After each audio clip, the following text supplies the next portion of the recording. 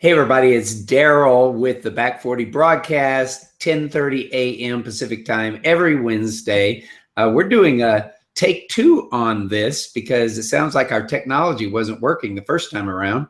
And hey, what a perfect demonstration for what the Back 40 is all about. It's never about looking good, and it's always about contributing, right? So we're doing a take two, and thank you for joining us. Come here every week. We love to have you and give you a nugget or a nudge to support you in creating your second half of life as your best half. So today I want to talk about what I call good fog. And you know what fog is, right? And I have 3 steps, by the way, for embracing good fog. But you know, the fog comes about whenever we're taking on something, we have intentions that we've put into effect, and we're moving on a project. Maybe it was a New Year project that you took on, or maybe it's a new business or something, and we set ourselves up, but then we jump in, and sometimes we can find that we're like going in a million directions at once. There's not a whole lot of clarity, definitely no certainty as to what's going to come out of all of this. And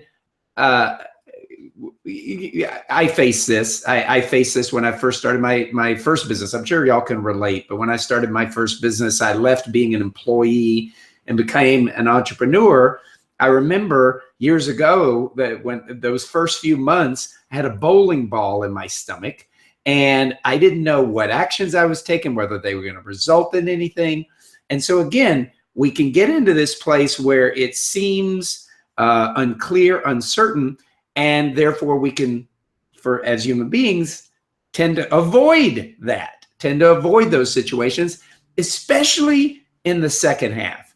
Because I think in our second half of life, we're really prone to, like, we don't want to make mistakes and we don't want to look bad. You know, if you look at 20-year-olds, you know, they're out there doing things, taking actions because, hey, you know, it's like they don't know. They're giving it a try. They're learning.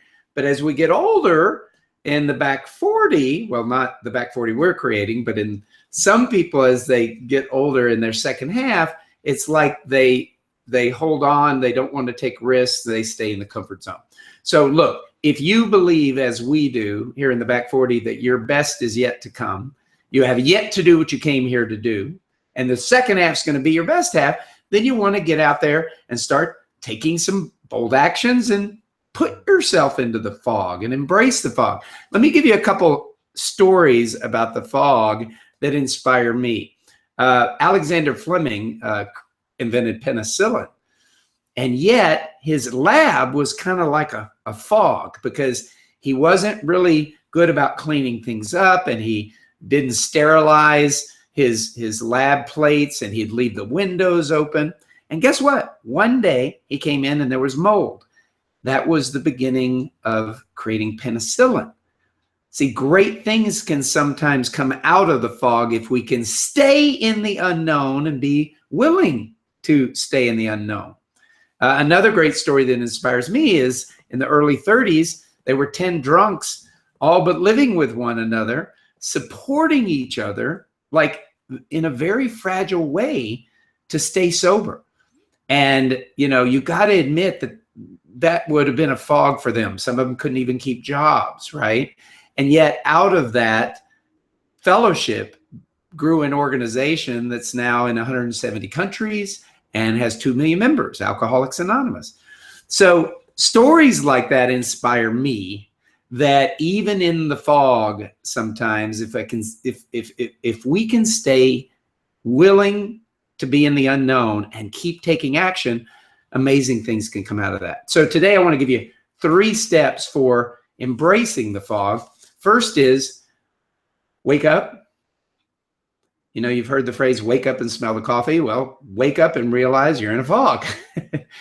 A lot of times we just go numb without realizing the fog around us. And so the first step is to realize the fog.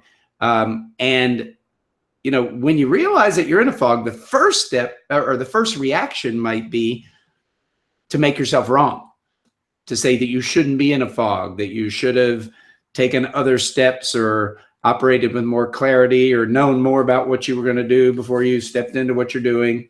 All those kind of, that monkey chatter goes on. And therefore, the next step, once you do wake up, come out of the numbness and realize you're in a fog, is to forgive. Forgive yourself for all those judgments. Do you know those stories I just told? Alexander Fleming and, you know, the founders of AA, and so many other stories. You know, if people stayed in their judgment about themselves and why they shouldn't be in a fog and all of that, a lot of great things wouldn't have been created.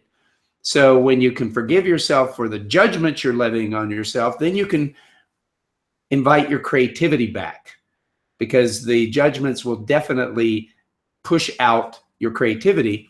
And then the third step is to remind. Remind yourself of what got you here in the first place. What was the intention? You know, go back to the commitment that you had in the first place that even got you into this project or building this business. If you have vision statements or you have mission statements, this would be a good time to review those, or to just go back and remind yourself of what was the intention that you had. You know, the universe has ways of fulfilling on intentions outside of our, you know, what we think the picture needs to be to have that fulfilled. And so, you know, one time someone said, you know, Darrell, you got to make room for the divine. You know, take all your steps, you know, move forward with your plans, and then know that stuff can come about, things can come about even outside of your best laid plans. So getting yourself in your right mind about what you're even here for, what you're doing. So hopefully those 3 steps can support you in not only being in a fog, but inviting a fog. Invite a fog for yourself. Put yourself so outside your comfort zone that you really don't know that you know what you're doing. That's a big game. And that's what we play here in the Back 40s. We play big games to support people in doing what they came here to do. It's going to take risk. It's going to take getting outside the comfort zone. It's going to take fogs. And so ideally, hopefully you'll join us in the Back 40 with what we're playing. We can support you in what you're playing. Make sure you grab your top 10 tips for a radical second half below and join us here each week.